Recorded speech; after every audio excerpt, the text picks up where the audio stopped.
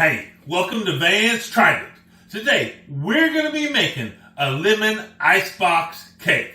And so we're going to start off by making some whipped cream. This is really simple. You just take a pint of heavy whipping cream.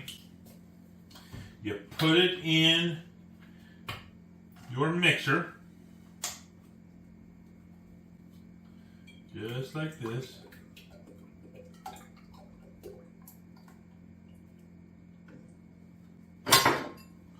You put your whisk paddle on and you just whip it.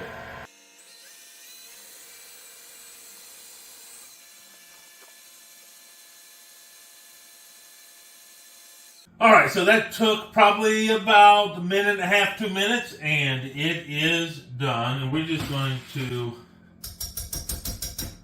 set this aside for a minute.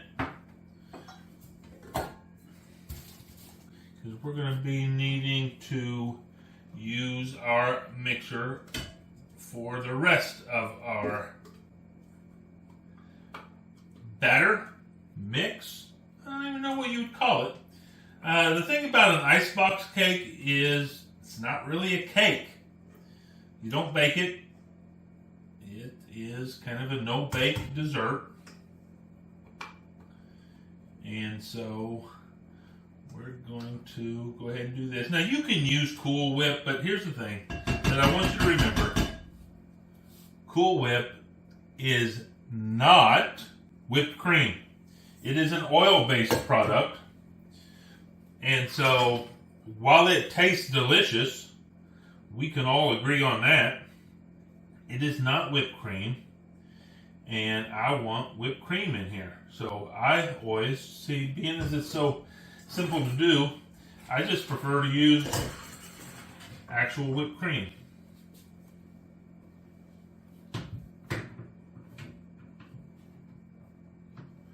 So, I'm just going to go ahead and use this. I'm not even going to clean this out. It's not going to hurt anything having this stuff in here. Okay. Set that aside a little bit. Now what we're going to do is we're going to put in here these are, I think, 3.4 ounce packages of lemon pudding instant. Ooh, that has a little leak in it. I hope this works, but we're gonna try it.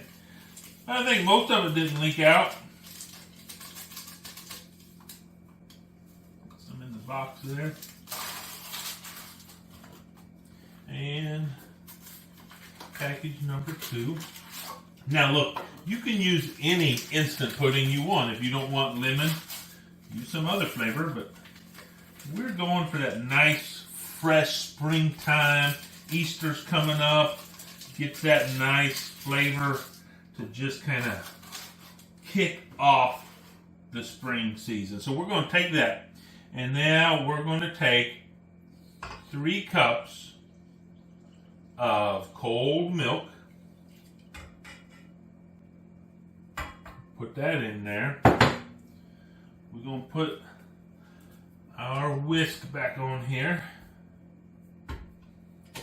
And we're going to let this go. Now, we are not playing around with whisking this up. We want this to be completely mixed together. We want it to just be really tight and firm in here. So we're going to let this go for probably 3, 4, 5, maybe 6, 7 minutes. I mean, we're really going to go. So I'll get back to you when this is ready to go.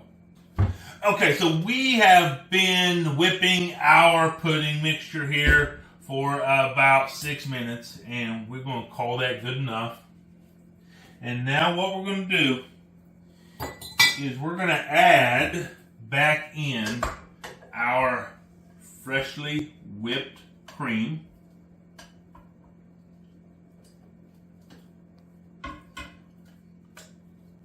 Now I tell you, instant pudding is just an amazing invention. I'm a big pudding fan already. And I tell you what I would do when I was a kid. We had some plastic 1-gallon containers.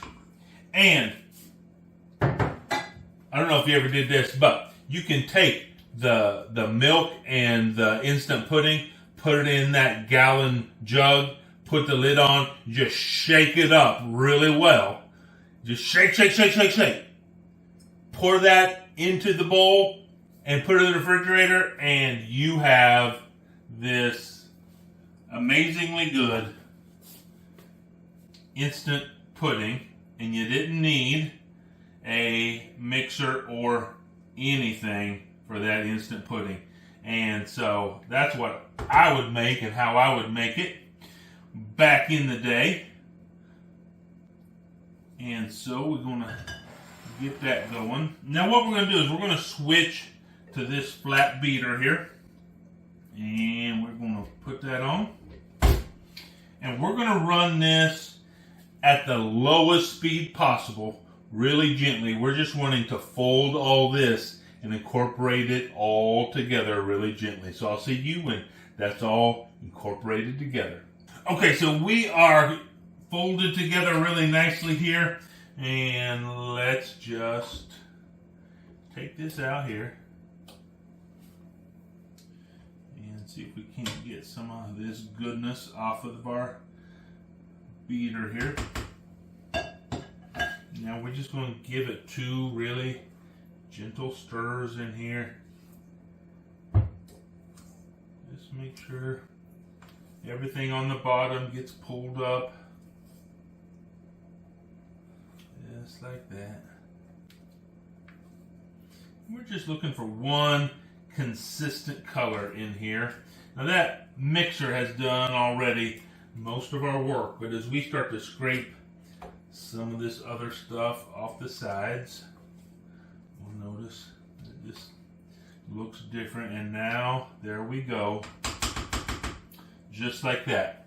Now I have this 9x13 casserole dish. What I've done is I have layered some graham crackers in here and just tried to cover the bottom as best you can. They're not going to fit perfectly, but that's all right. We're just going to put that in there. And now what we're going to want to do is we're going to want to put about half of this mixture in here on top of this layer of graham crackers. So that's probably about half right there. And now just really gently, we're going to start to spread it out. And yes, your graham crackers will move around on you some. That's all right. Just be as gentle as you can with it, just like this. You move it around.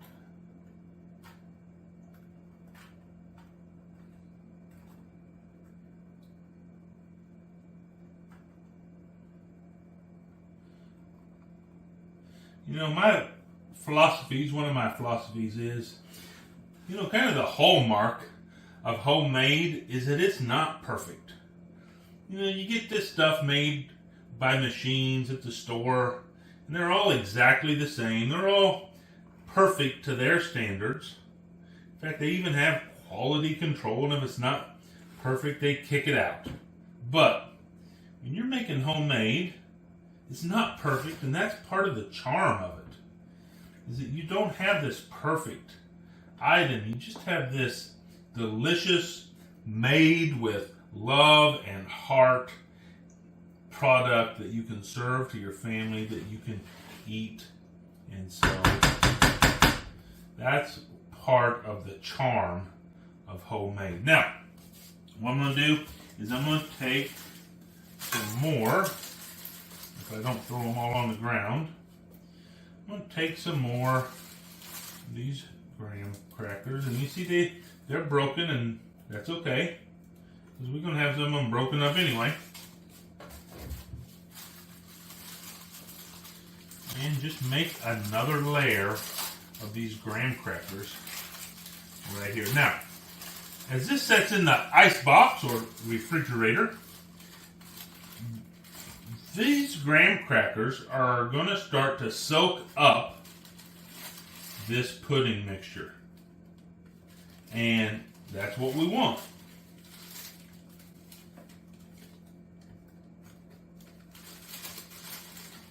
And so when you eat this, you're not going to have solid graham crackers in here.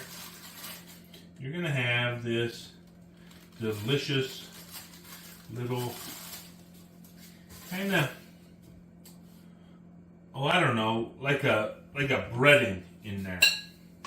And it's still going to have that texture that you want, but they're not going to be what you might call crunchy. So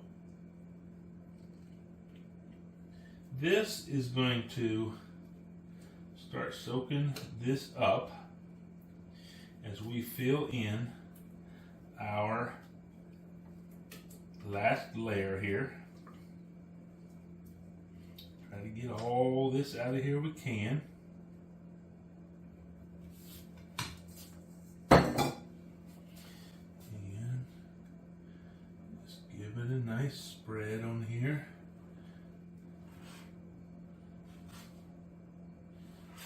Just like this.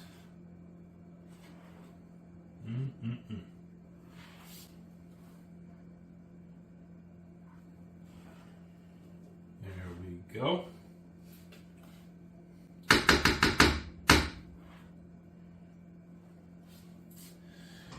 Okay, so now what we need to do is we need to put on here actually 2 layers of graham crackers now. Because this top layer is going to be soaking up all that goodness from the pudding. And then we're going to put another layer on top of that. Because, look, if you have a cake, you need it frosted, right? And so we're actually going to put a frosting on here. And that frosting is going to get soaked up by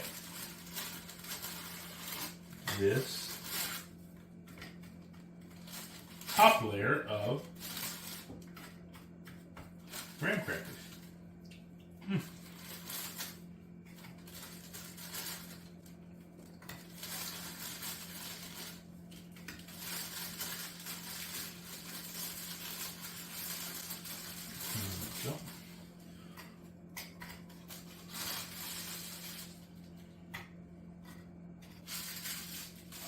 And I have one more. Now, a box of graham crackers is going to come with 3 of these little sleeves of graham crackers. And you're going to need a little bit more than 3. Not a whole lot more. So you could get by with just the 3 sleeves if you want to. But I went ahead and got another thing of graham crackers because I cook enough and make enough of this type of stuff that these will get used, so I wasn't worried about having them just sitting around. They'll get used. But here we have that. So I'm going to set that off to the side real quick, and we're going to make our frosting. And we're just going to use the same bowl with all the leftovers in there. That won't hurt anything. But what we have here is we have 1 cup of confectioner's or powdered sugar, whichever way you want to call it. And we have 1/2 a cup or 1 stick of butter. Please don't use margarine. Please use real butter. And this needs to be softened. It's at room temperature. And we have a healthy tablespoon of lemon juice. And then we have 2 tablespoons of milk. We're going to take all this. We're going to get our whisk device back out here. And we're going to mix this up, and it's just going to go right over the top of that last layer of graham crackers. So I'll get back to you when this is all ready to go.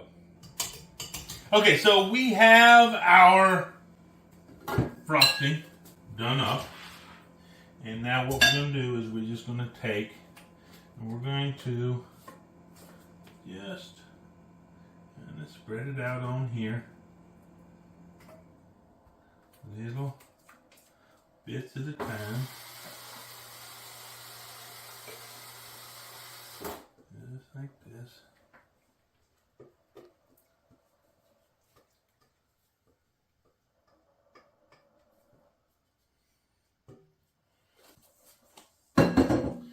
And then we'll just smooth it out onto here. Just gonna create this thin little layer.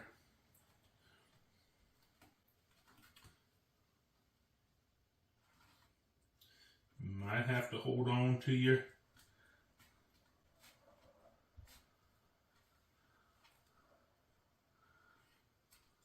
graham crackers a little bit. They might want to try and move around on you.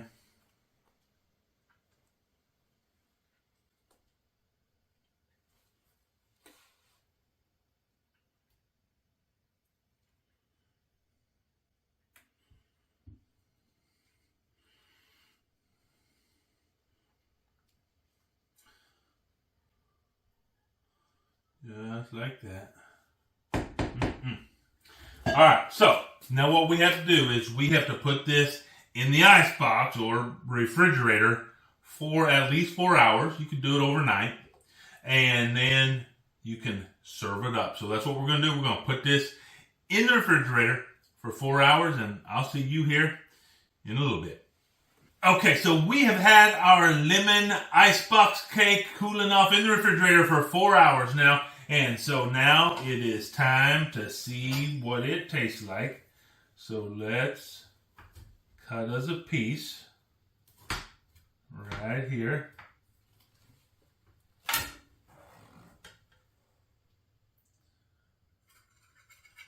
Just like that. Oh, comes out beautifully.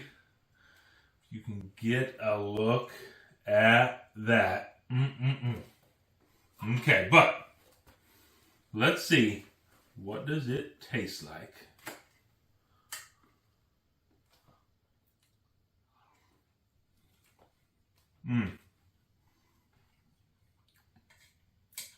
I tell you,